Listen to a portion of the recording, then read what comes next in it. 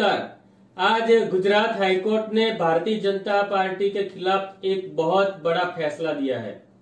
लेकिन मित्रों, सबसे पहले आपने यदि मेरा ये YouTube चैनल सब्सक्राइब नहीं किया है तो कृपया करके सब्सक्राइब कीजिए, जिससे मेरी बात और आने वाली वीडियो आप तक पहुंच सके।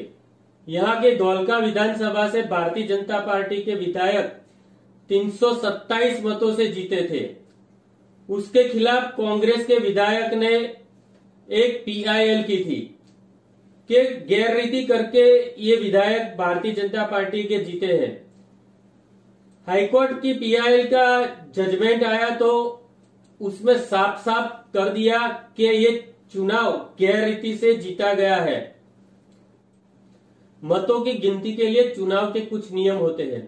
उसके नियम के मुताबिक पहले जो बैलेट पेपर के अंदर वोट पड़े हैं, सरकारी ऑफिसर हो, अधिकारी हो, पुलिस कर्मचारी हो और जो भी हो, तो उसके वोट की कैलकुलेशन पहले करना पड़ता है।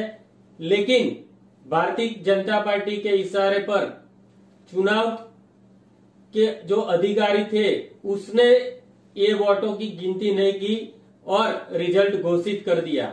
बैलेट पेपर के जो 429 वोट पड़े थे वो कांग्रेस के विधायक अश्विन राठौड़ की फेवर में गिरे थे, लेकिन उसका कोई कैलकुलेशन नहीं किया। नियम के मुताबिक EVM में जो मत पड़ते हैं उसके पहले ये बैलेट पेपर के वोटों की गिनती जरूरी होती है, लेकिन यहाँ नियमों का सरेआम भंग हुआ था। ये षड्यंत्र जो बनाया गया था, धवल जानी करके एक अधिकारी थे, उसकी आगेवानी में सब कुछ हुआ था। लेकिन गुजरात हाईकोर्ट ने आज ये जजमेंट दे दिया है कि ये चुनाव गैर रीति से जीता गया था। शायद नरेंद्र मोदी जी आज रात को 8 बजे दूरदर्शन और टीवी चैनलों पर उद्घोषणा करने वाले हैं। उसमें ये भी घोषणा करें कि हमारे विधायक गड़बड़ी से जीते हैं, तो पूरे देश को पता चले। ये चुनाव जो लोकसभा का, उसके पहले बहुत कुछ हुआ था, पूरे देश को मालूम है। लोकसभा के चुनाव के पहले सुप्रीम कोर्ट के अंदर 17 विपक्षों ने एक PIL की थी कि जो EVM के साथ वीवीपैट लगाया है उसके अंदर जो पर्ची गिरती है उसकी 100% गिनती हो, जिससे ट्रांसपेरेंट चुनावी परिणाम हो सके। लेकिन रंजन गोगोई जी ने सिर्फ 5% वोटों की गिनती का जजमेंट दिया था, और वही रंजन गोगोई आज कहाँ बैठे हैं पूरे देश को मालूम है। राज्यसभा के अंदर सांसद बन के बैठ गए हैं। तो ये पूरी पूर्व भूमिका थी, ट्रांसपेरेंट चुनाव नहीं हो उसकी। दोस्तों, मैंने भी EVM के जो ये सिस्टम है काउंटिंग की, उसके खिलाफ 26 जजों को रिटर्न PIL की थी, और 26 जजों को मैंने पोस्ट से ये PIL भेजी थी कि न्याय के हित में, चुनाव ट्रांसपेरेंट हो उसके हित में कुछ किया जाए। और उसमें बहुत सारी डिस्कस की थी। मेरी जो YouTube चैनल है उसके अंदर ये पूरी वीडियो मैंने डाली है। और 2015 की बात है, गुजरात के अंदर महानगर पालिका का जो चुनाव हुआ था, उस चुनाव में भी चुनाव के दौरान जो अधिकारी अंदर बैठते हैं बूथ के अंदर, वो लोगों ने भी कैसा काम किया था वो भी मैं एक वीडियो के माध्यम से बता चुका हूँ।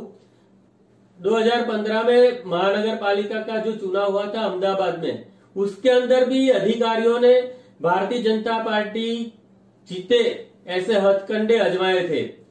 मेरे पास भी ये वीडियो है, ये वीडियो आप देखो, आपको पता चल जाएगा कि वोटर चुनाव कार्ड लेके जाते हैं, जो भी बहुत सारे लोगों के हजारों 1.5-2 लाख वोटरों के वोट डिलीट कर दिए थे रातों रात। ये हमारे गुजरात के अंदर ऐसे ही ये लोग चुनाव जीत के आए हैं। मैं चैलेंज के साथ बताता हूं कि ये पूरा जो चुनाव लोकसभा का हुआ है और गुजरात के अंदर जो विधानसभा का चुनाव हुआ है, ये चुनाव ट्रांसपेरेंट नहीं हुआ है। ये चुनाव में बहुत सारी गड़बड़ी हुई है, बहुत लोगों ने शिकायत की है, हम लोगों ने भी की थी। ये कोई भी मायने में पॉसिबल नहीं होता था कि मध्य प्रदेश के अंदर थोड़े दिनों पहले, थोड़े महीनों पहले चुनाव हुए थे, उसमें बीजेपी की करारी हार हुई थी। 5-6 महीनों में ऐसा क्या जादू हो जाता है कि बीजेपी 29 में से 28 लोकसभा सीट जीतकर आती है।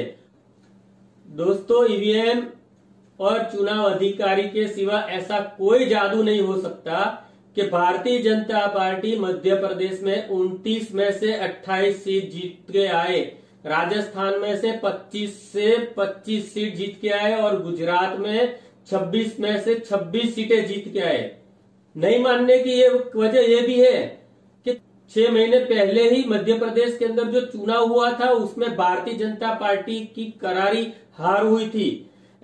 राजस्थान के अंदर भी कोई शक्यता नहीं थी कि 25 में से 25 सीटें भारतीय जनता पार्टी लेकर आए, क्योंकि 6-7 महीने पहले यहां भी जनता ने मैंडेट दे दिया था भारतीय जनता पार्टी के खिलाफ और कांग्रेस की सरकार यहां बनी थी।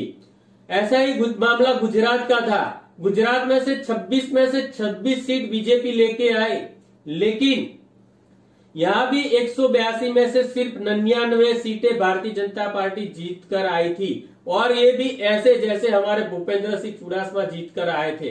तो फिर कैसे पॉसिबल है 26 में से 26, 28 में से 28, 29 में से 28? ये सब पूरा मामला पूरे देश को आज सोचना पड़ेगा। दोस्तों, ईवीएम की गड़बड़ी और चुनाव में कैसे ये लोग धांधली करते हैं, इसकी मैंने बहुत सारी यूट्यूब चैनल पर वीडियो बनाई है, आप देखना मित्रों। ये वीडियो के माध्यम से आपको बहुत कुछ जानने को मिलेगा। मित्रों, मेरी ये वीडियो लाइक और शेयर करना न भूलना। मित्रों, मेरी ये बात आपको सही लगी है तो कमेंट अवश्य करना। जय हिंद, जय सरदार अतुल पटेल।